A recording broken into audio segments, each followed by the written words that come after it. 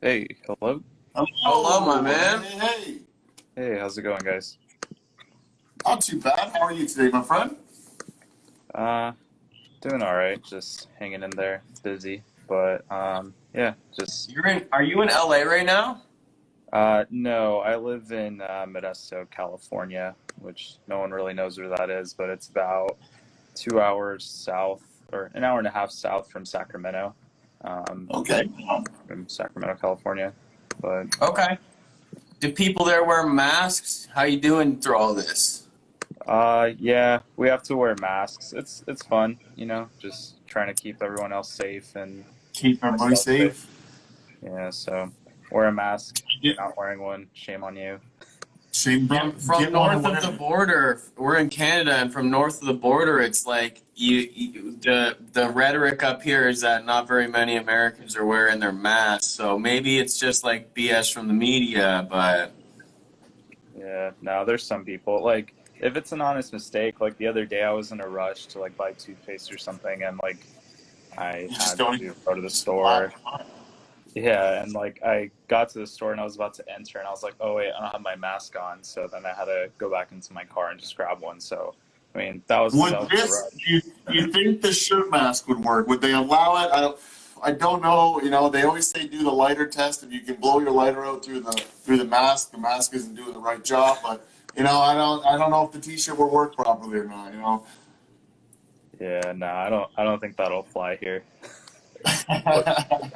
so welcome to the show. Yeah, man. well, Thanks for joining thanks us. for joining us. Hold on, I got this. Well, what this is about, I just want to catch you up to speed. This is very, very informal. We were before COVID like an actual on-air show, but right now what we're doing, we've kind of expanded online, which is nice because we can do crazy things like talk to someone in California very, very easily. And what it is a show where we're actually kind of, I think, along the same lines of what you're doing. We believe that there are too many ways for artists to make money on their art to not like start doing it. There's too many artists who are working a 9 to 5 and not getting paid what they're worth and ignoring real talent. And this is the show for them to say, what next after I'm talented? Right. Yeah, because I And mean, yeah, go that's ahead. what's hard. Like, writing the music is one thing, but then you also have to do, like the marketing side of it or formulate like a release plan and things like that. So, yeah, totally get it. Yeah, man. So what would you say to an artist who's there? Like when it comes to being a musician, and I mean, it depends on what kind of person you are, but the misconception is like, okay, if I write really, really good music, someone will take a chance on me, or I'll be picked up by a record label or a management company, and then that's it. But the reality of it, I mean, that was probably the reality of it, in the MySpace days, because not everyone in their Right in the mom, early days. yeah, not everyone and their mom was a producer. Not everyone and their mom was, like a graphic designer and things like that. So it was really difficult to find up and coming talent. And Yeah. now, I mean, that's not a bad thing. Like, there's more creativity out in the world. It just sucks because now you really have to put in the work in terms of like, you can't just have good music. And, that's kind of like the tagline of my company. Like, making good music is, not like making good music is hard, but marketing music shouldn't be, because Yeah. at the end of the day, like there's so much music out there and it's just all about the delivery to quote unquote make it, whatever that may mean to you as an artist, because everyone has a different end goal, I would say. Definition. Yeah. What success is to me may not be what success is to you, and defining that is pretty important. But yeah, just knowing that at the end of the day, your music is a business and you kind of have to treat it like one. I'm sure you guys too have been through that. Like, it's not just writing the music. It's not just, doing all this other stuff. There's a lot of things that come into play. It's a whole checklist of different things that need to be done, not even just the music. There's so many more that need to be followed through with, and then, you know, to get the proper reach, the proper, you know, just the proper, I guess, again, the reach of where it can go, the marketing. On your site, I was looking through, and you actually, one of the things that I liked that you did is you had courses. So can you walk people through, like, what are these courses about? How long are they? What's the... First of all, your company, Simple Marketing. Yeah, the company is called SIMPL. But yeah, we're a marketing agency first, but like you mentioned, we do offer courses. And essentially the way I like positioning the company or myself, it's like I'm a really transparent person. So I'm not like hiding anything. And There's nothing to hide. It's an open book. Yeah, exactly. So I take that approach because, you know, not everyone can afford to hire a marketing consultant, or not everyone can afford to hire a marketing agency. So and it's the same thing with producing music, or it's the same thing with being a graphic designer. Maybe you don't have $2,000 to throw at someone to track your next record, but maybe you have, you know, X amount of dollars to buy an interface and spend a lot of time on Google and YouTube, which a lot of musicians have that entrepreneurial spirit, and I don't want to take away from that, because at the end of the day, like, getting in that mindset of being like a startup, you know, like I love reading different articles about companies that come out of the woodwork, or just success stories, quote unquote, of people just doing the work and putting in the work, because the courses, I mean, they give you all the information that you would need, you know, from running efficient Facebook ads to doing PR yourself or pitching to independent playlists. And I mean, it's exactly how I do things for my agency clients. Just again, you have to put in the work, because I can map things out for you, but that doesn't mean that it's going to work. You actually have to apply the different, you know, fundamentals behind it, or you have to the follow things the you've steps. learned, the things you've taken away from the course. You know, you got to actually apply those things. You can't just, okay, I've learned them, now it's just going to happen. You have to learn them and then keep applying them to the situation that you're currently dealing with, and then the future situation, and then, you know, evolving as it changes. Correct. Yeah. And I mean, it's one thing learning something. And I mean, it's like with an instrument, you don't just learn guitar and then you never learn another song in your life. Like, you always have to learn. I really thought I could be Jimi Hendrix with one weekend, like 2 days practice. I really thought that. I was wrong. I don't know. Yeah. Who would have thought, right? But yeah, a lot of it is definitely just practicing and figuring out what works and what doesn't. And I mean, like, for me, for example, I've burned through, and I mean, hopefully people who watch this don't get mad, but like, I've burnt through thousands, if not, you know, tens of thousands of dollars for ad spend that may or may not have been as effective, you know, 5 years ago. Whereas now, since I've learned from those trial and errors, maybe now I could have gotten a better bang for my buck, essentially. And that's the thing with marketing. Like, you're always learning from past mistakes, or maybe it, you know, like 5 years ago, it took me $5 of ad spend to generate a $20, you know, e-commerce sale, but now it only takes me $1, to where, you know, practice makes perfect at the end of the day. So just figuring out what works. What kind of metrics are you looking at to change when you're trying to go from $5 to $1? Like, what are you looking at? Where do you reduce the cost? Where are we moving money instead? Are we looking at different platforms? Are we looking at different pictures? Like, what are you doing to change it? I always joke about this with people. Like, my answer to every question could literally be, it depends, but then this interview would be cut short. But to be completely honest, I'd be hanging up on you, brother. Yeah. Just messing with you. No worries. It really does depend. And what I mean by that is, like, just how you were saying, it could be something as small as a creative swap, because in marketing it's referred to as like creative, whatever imagery or whatever video you're using. That has made a huge difference in terms of how someone reacts, or if someone pulls a trigger onto purchasing, you know, an e-commerce product or listening to an artist. It could be, you know, the target demographic. And I mean, I preach about this a lot too. Like, for musician marketing specifically, when you as an artist, like, you wrote this song and you're like, okay, I feel like this sounds like, we'll use Jimi Hendrix as an example. Like, I feel like this sounds like Jimi Hendrix because I've learned all his songs. I'm heavily inspired by him. But the issue with that statement is that you just said that's an inspiration. It may or may not be a target demographic for you, because maybe I am inspired by Jimi Hendrix, or I feel like I sound like him because he's such an impactful public figure to me. But then I'm over here writing really, heavy music that sounds like Meshuggah or something. So it just doesn't always line up.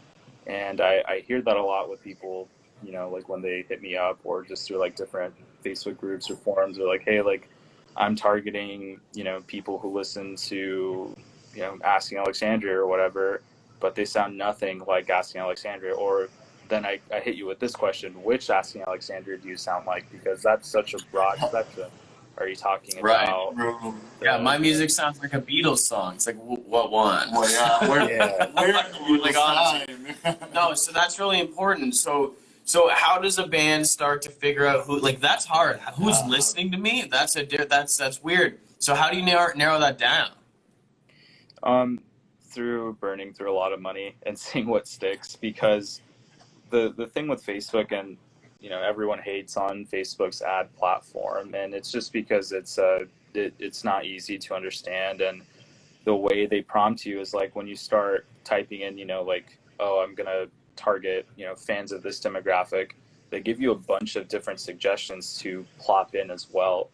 The issue with that, though, like, let's say you're targeting, we'll use Asking Alexandria as an example. Let's say you plug in Asking Alexandria, then you plug in the Devil Wears Prada, and then now it recommends you to plug in Sleeping with Sirens, and then Pierce the Veil, and now, let's say the band Camino pops in. Like, you're getting out of that one genre or that one target audience, because again, Facebook just tells you, hey, like, these are what people may or may not be listening to, or these are similar target interests.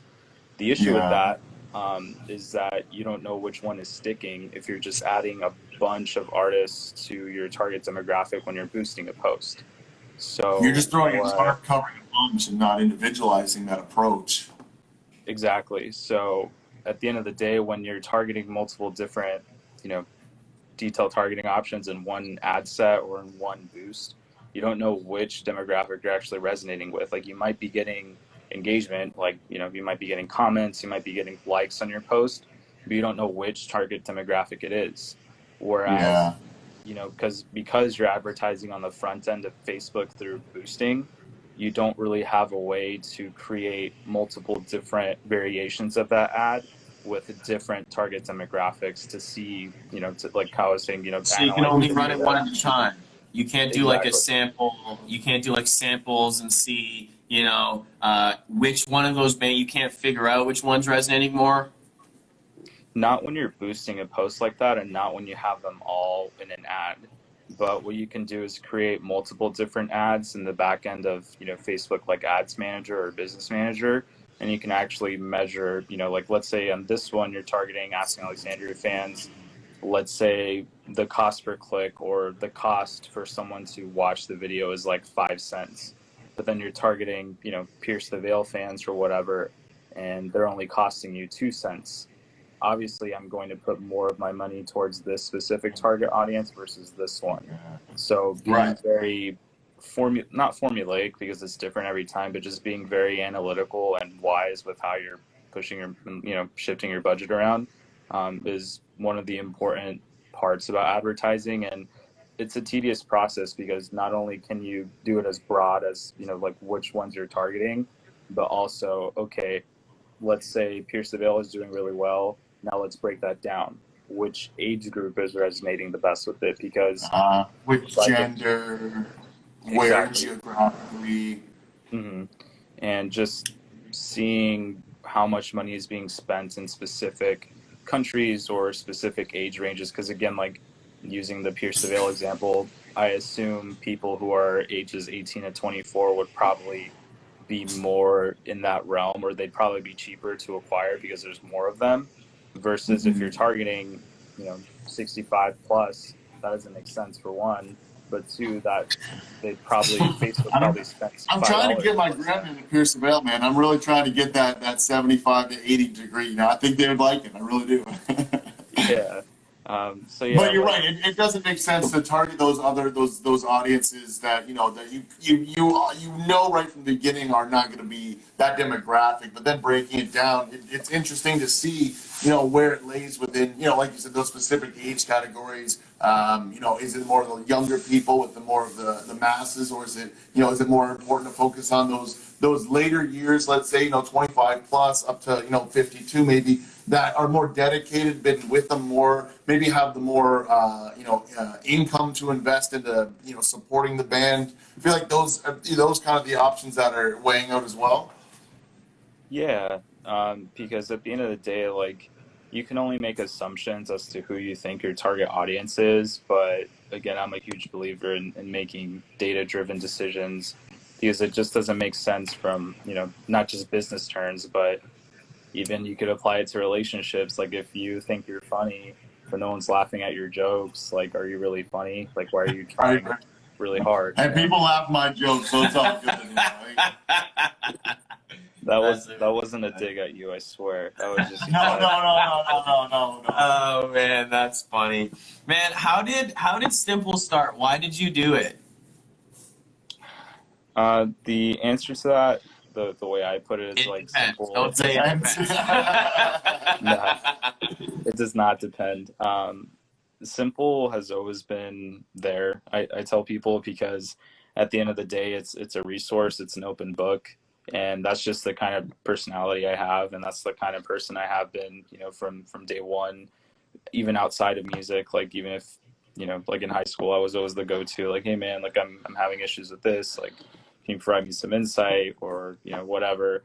It's the same thing before I formalized the company. Like, people or friends and bands would say, hey, like, I'm having issues with, like, this marketing thing, or hey, like, I emailed this promoter like 5 different times and he's not responding. Like, do you have any tips on how I can make a better email, or how can I get him to open my email and things like that? So I would always provide people with insight, just because they were my friends. But I kind of had an aha moment towards the end of, like, last year, like, hey, like, maybe I should just formalize it, because I'm already helping so many other people without having, like, a formal brand or a company or a face. Like, at the end of the day, like, jump to so many more. yeah, like, it doesn't matter if you have a Facebook page, like, you could still have a business, but why not throw it out there just because? So I did that around December, and the rest has been history so far. I come from a direct to consumer and business to business marketing background, inclusive to, like, music. So what that means is, like, my day job is marketing. Like, that's all I've ever done right out of, like, high school. Even when I was playing music, like, marketing, I would do things on the side for local businesses in my area. But then I joined an actual marketing agency and started developing a portfolio and getting my feet wet, and seeing more modern marketing techniques for, like, real businesses and applying those same fundamental theory and just the way the things work, using that towards music as well. So yeah. So a cool comment. I gotta read it here. So it's from, I don't know if you know who this is, but it's from Progress is a Lemon. So it says, I can confirm Anthony is extremely helpful in giving this community. I am one of the first bands Anthony worked with before SIMPL. So I'm not sure if you know that person, if you want to, but that's a pretty good shout out. Yeah, thank you, Daisy. She is the vocalist for a band that I actually manage called I Met a Yeti. So yeah, thank you for I Met a Yeti. I met a Yeti. I love. Oh, I'm gonna write that down. Yeah, I Met a Yeti. This is how you discover new music. It's perfect. What a good name.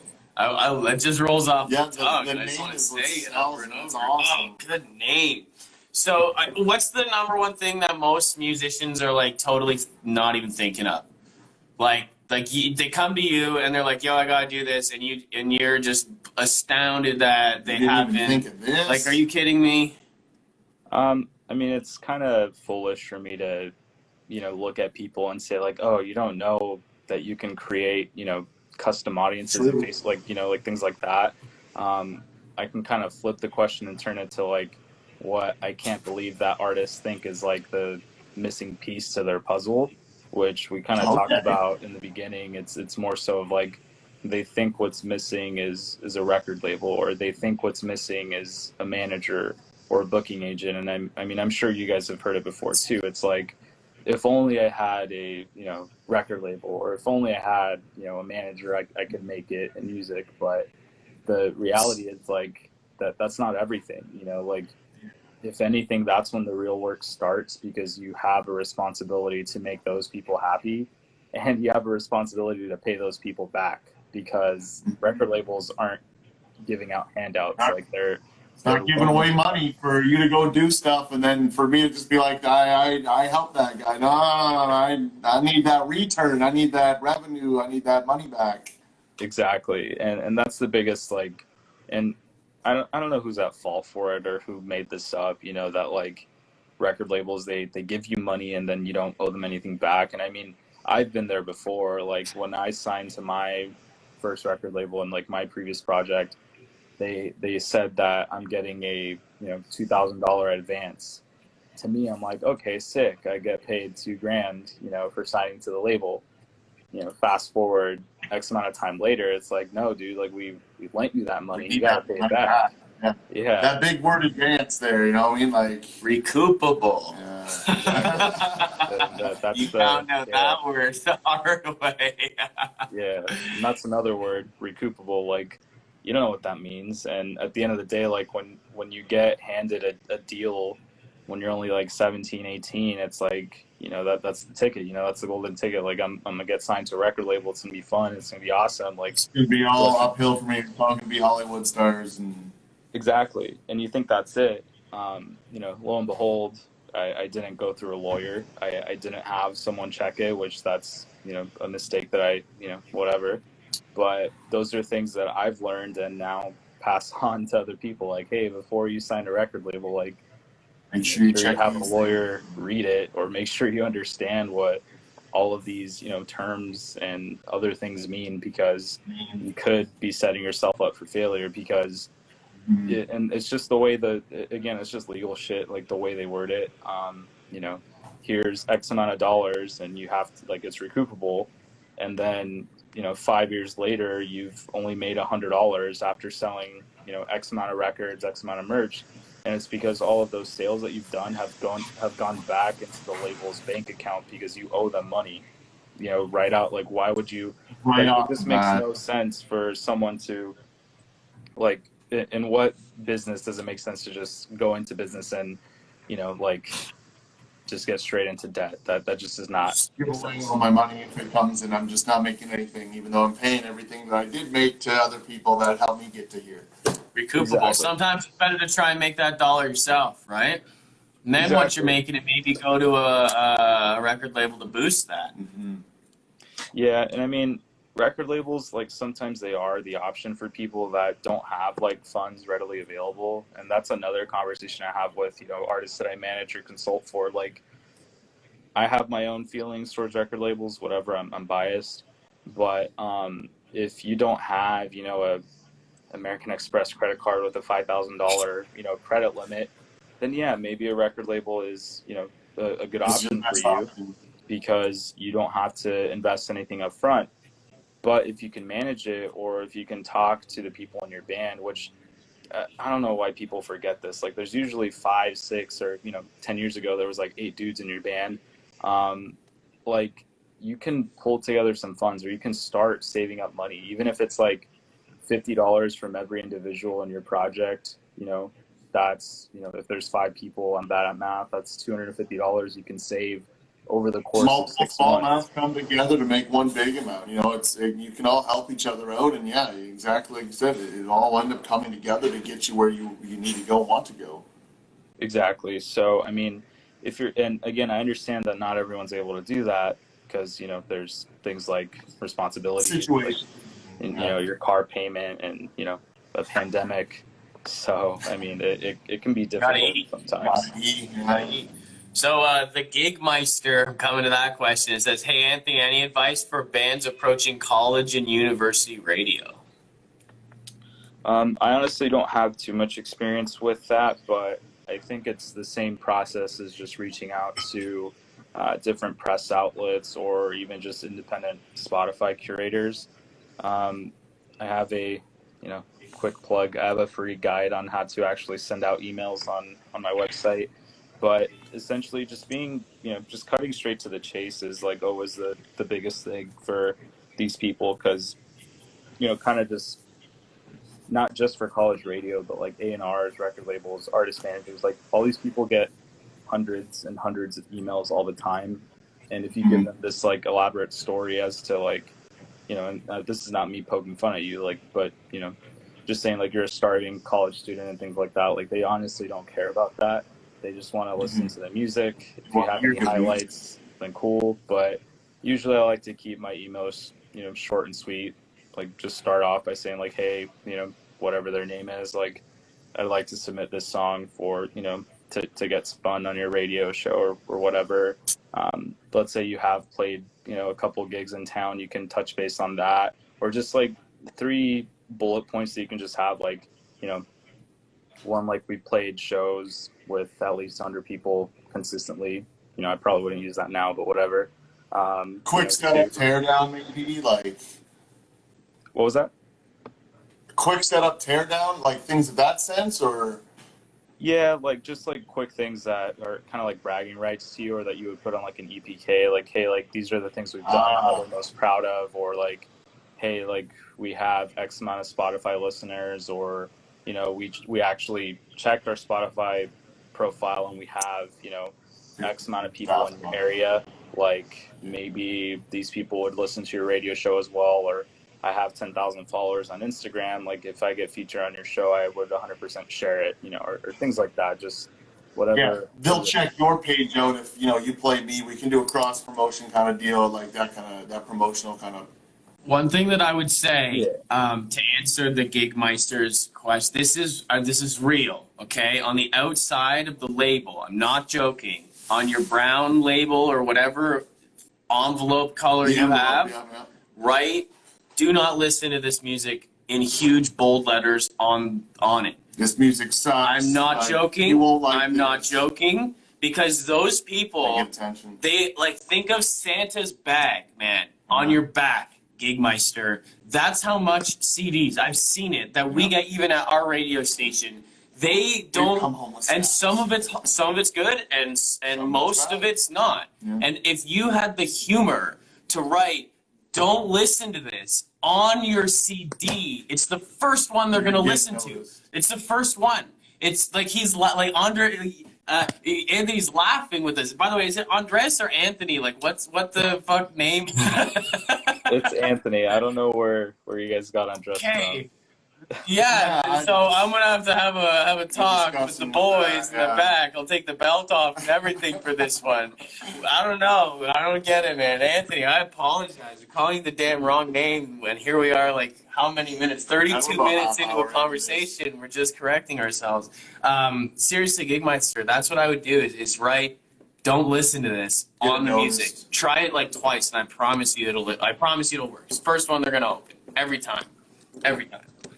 That's what I would leave it at. Is it smart, Anthony, in your opinion, to do live gigs or focus online in this day and age? I mean, right now you'll probably get arrested if you're trying to, play shows. Minus the coronavirus thing. If the coronavirus didn't come in, we're still doing bar shows, still having house parties with live bands. Just to respond to Gigmeister, you owe us a like and a share. That's all. All right. But seriously, minus the COVID, what are you, like, is it still smart to be doing these live gigs? Like, what do you think? Yeah, so I mean, like, minus coronavirus, shows are great because, I mean, at the end of the day, like, the reason, well, I would first start off by asking yourself, like, why do I create music? Because if you're creating music to play live shows, and if you love playing live shows, then yeah, play shows like that. That's the smartest thing you could do, because at the end of the day, like, creating music and being a musician is all about, self-fulfillment and doing the things that you want to do. So if you love playing shows, then yeah, continue playing shows. But in terms of, like, if it's worthwhile, again, that's up to you to decide. But from a monetary standpoint, in terms of, like, I'm a developing artist, or I have limited access to funds. Like, is it really worth? And I'm talking like, are you talking touring or just playing shows? First of all. I mean, I just wanted to hear kind of your opinion on it, but touring for sure, but that's definitely a lot more commitment to do than it is to be just even doing like single night, go somewhere, gig, come back, like building, your local karaoke, maybe local bar. Right, because the days are not that far in the past, or perhaps I'm asking, are they even in the past at all, where actually building kind of a local base is pretty intelligent, where people know you, they listen to your music, they like your music, they maybe know a couple of your songs, like they'll come out to see you and support a bar. Is that kind of where everybody's at, or is that just old news now? That's still valuable, because kind of how you said, like you start to create some attachment to your hometown and create some buzz there. And I mean, I know some people are like, if you can't create, a following in your hometown, how are you supposed to create one anywhere else? But I mean, from my experience and from the show, like the projects that I've been a part of, our hometown was the worst to develop a following. Like, we've always been able to develop followings, farther away. Whether it's a couple states over, and that's due to the online stuff, but also just because in my hometown, Modesto, there aren't any venues, so it's really hard to develop a local following when you don't have anywhere to actually play. So maybe that's why I just became so obsessed with like the online type of things, just because, again, like I didn't have the luxury of having a venue like House of Blues or anything like that, accessible. The closest thing to it that I have is, a theater that's been here, but that's, again, it's like formal seating. Like, you go to watch, fucking, like, what's it called that just came out on Disney Plus? You get to watch Hamilton and shit there. Like, you don't go for a rock show. No, so, I get it. We're from a really small town in southern Ontario called Chatham, and it's the exact same. Like, we have a few small bars, 2-3 bars, and you can get like a party going there. But the only actual theater, like you said, is a formal one where one of those plays would happen as well. Yeah, it's wild. But yeah, I mean, playing shows is cool. Like, that was honestly my favorite part about being in a band. I just hated touring. Like, I hated traveling, and it was expensive. I mean, at the end of the day, playing music isn't about the dollars, because, I mean, if you wanted to make money, you wouldn't be playing music. You'd be doing something else anyway.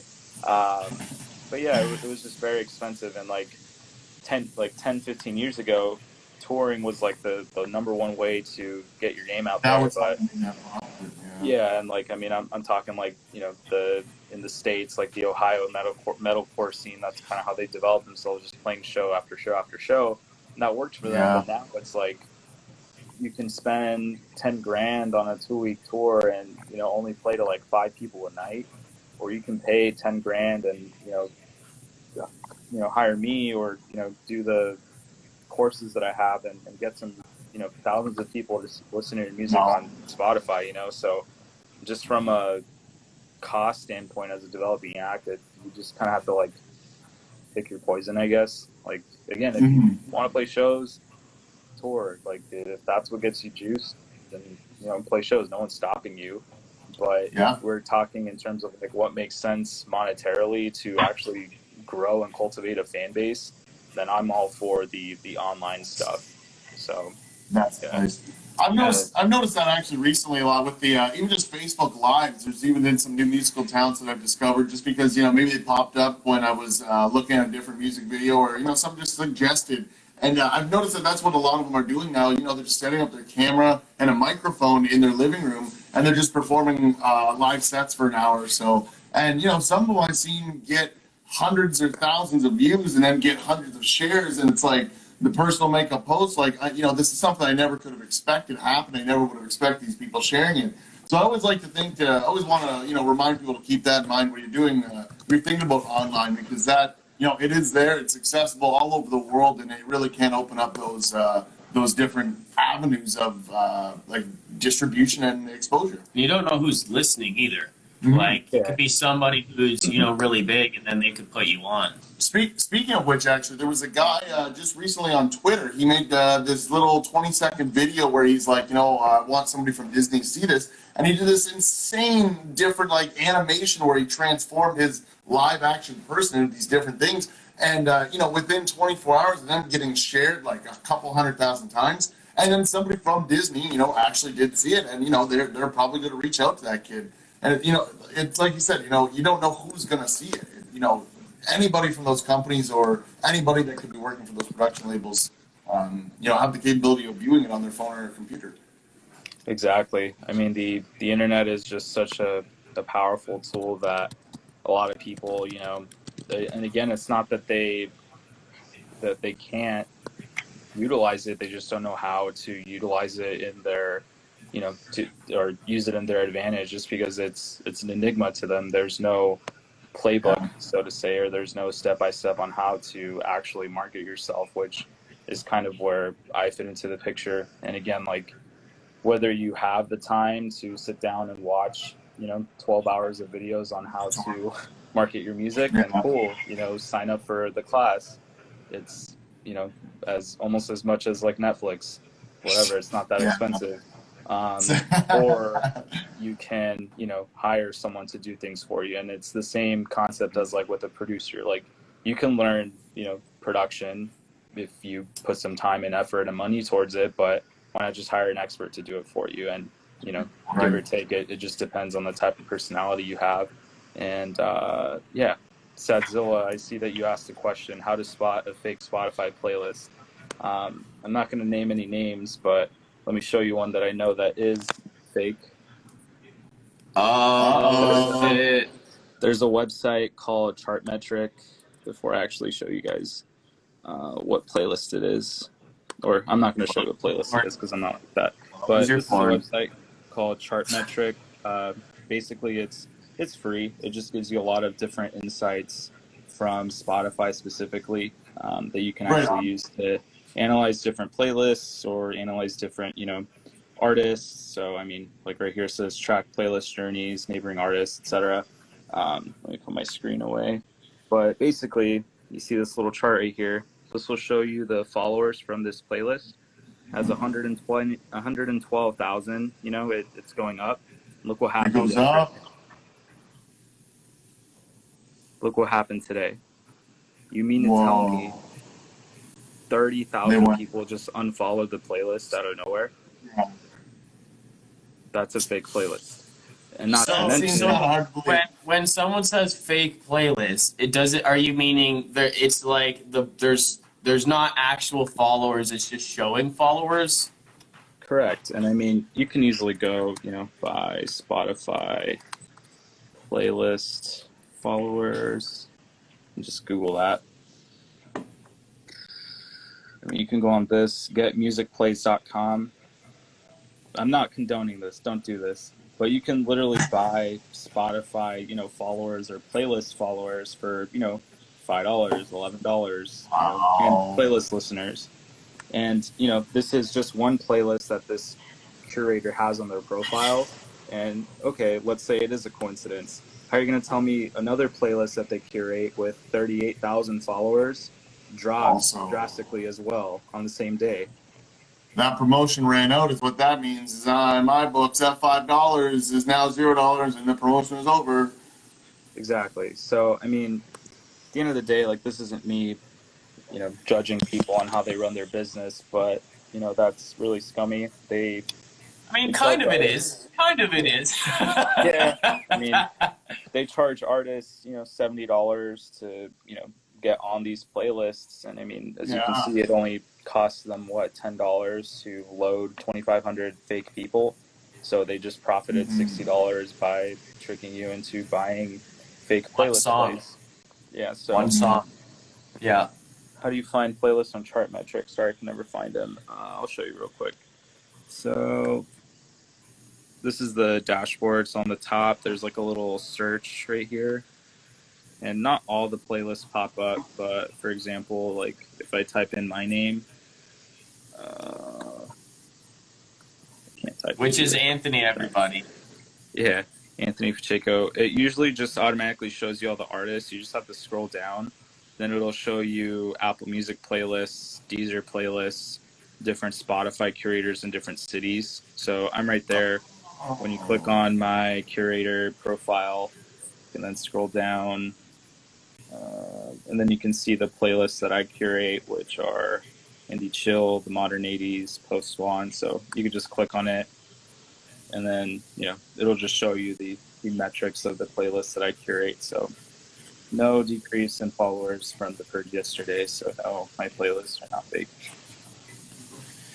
All right, That only going up, only going up. This man does not do any of that fake bullshit. These are all real followers, people. Well, listen, man, Anthony, thank you so much. Awesome, man. Are you working with everyone globally? Yeah, so long as it works out.